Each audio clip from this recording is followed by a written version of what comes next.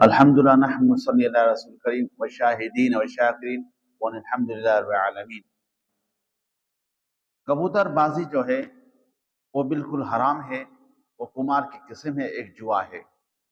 فی نفسی کبوتر پالنا اور دوسرے پرندوں کو پالنا جائز ہے، بشرطے کہ ان کے دانہ پانی کا خیال رکھا جائے۔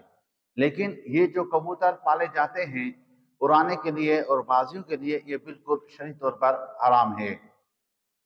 اور کبوتروں کے پیچھے بھاگنا یہ بھی شیطانی فعل ہے۔ آپ علیہ السلام نے ایک شخص کو دیکھا کہ وہ کبوتر کے پیچھے بھاگ رہا تھا، تو آپ علیہ السلام نے فرمایا کہ شیطان کے پیچھے بھاگ رہا ہے۔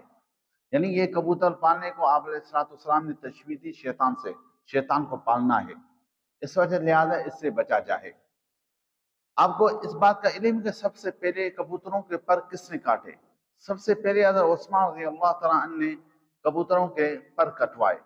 ہوا اس طرح کہ حضرت عثمان رضی اللہ تعالیٰ کو کسی نے خبر دی کہ مکہ مکرمہ میں لوگ کبوتر بازی کرتے ہیں، تو انہوں نے مدینہ منورہ کے گورنر کو وہاں بھیجا کہ تم جاؤ مکہ مکرمہ میں اور جس کے بھی کبوتر ہیں ان کے پر کاٹ دو۔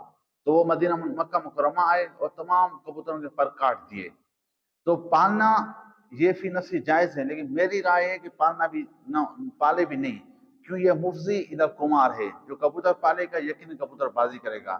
پھر آپ یہ نشہ وشہ کرتے ہو، نشہ دیتے ہو کبوتروں کو، پھر ان کے سر چکرا جاتے ہیں، ان کو تکلیف ہوتی ہے، تو کسی جاندار چیز کو ایذا دینا یہ بھی تو گناہ کبائر میں ہے۔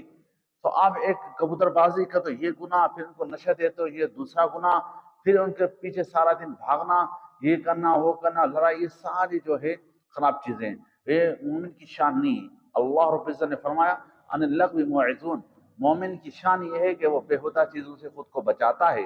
اللہ تعالیٰ مجھے اور آپ کو توفیق دے۔